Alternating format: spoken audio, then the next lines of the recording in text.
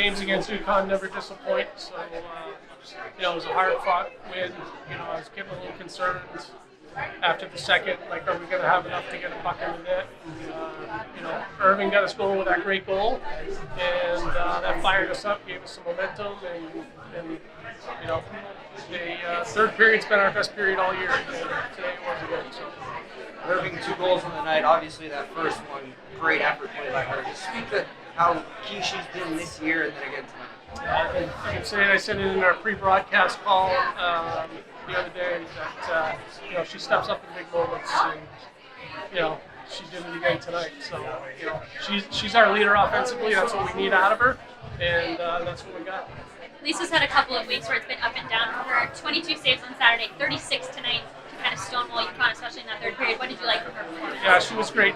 Good job with her rebound, just staying square to pucks, keeping things simple. She's better when she's seeing pucks.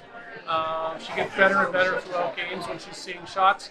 The games where there's long stretches without shots, that's where she isn't at her best, but she was awesome tonight and gave us that chance to win. What's the message to the team going into the third period? It was just like, hey, we've worked all year for this, and you're going to leave it all out on the ice. You don't want to have any regrets at the end of it, and just go out there, give everything you got, and let's see what happens. And that's what happened.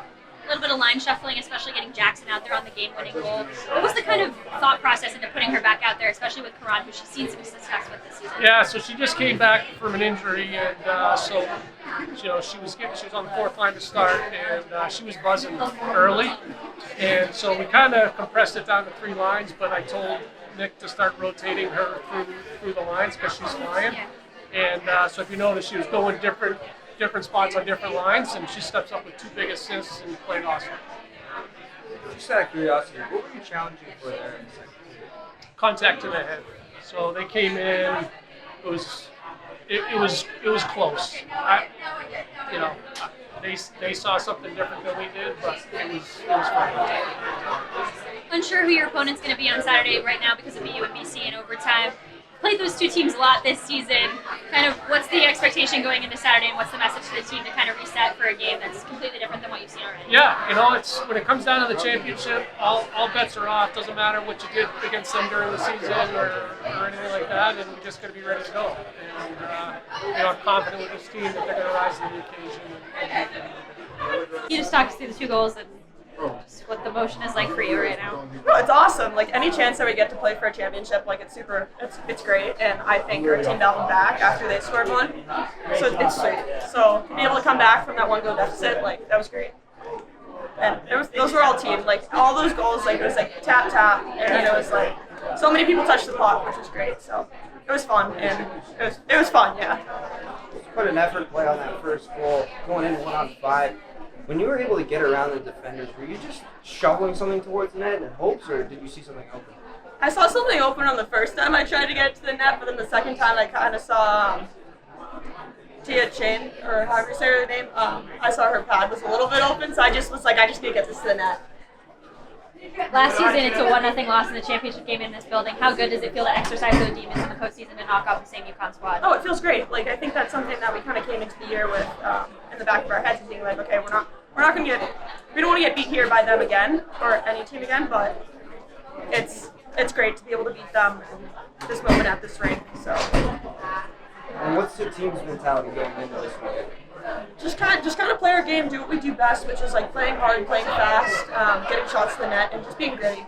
I think we kind of worked on it this week, just like owning the front of their net, in front of our net, picking up sticks and getting to the net. So that's been our mindset, and just being able to do that this week.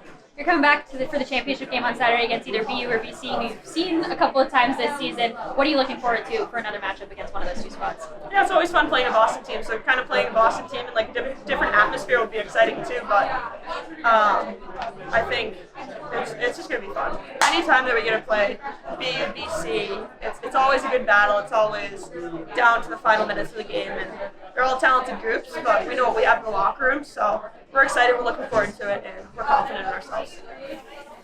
I got a 2-parter for you. What was the message going out to the third?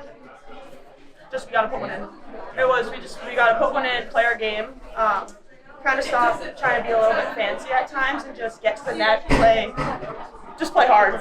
I think that's kind of what the mindset was, and not getting away from what we do, and like try to press or grip our sticks too tight. Or just play loose.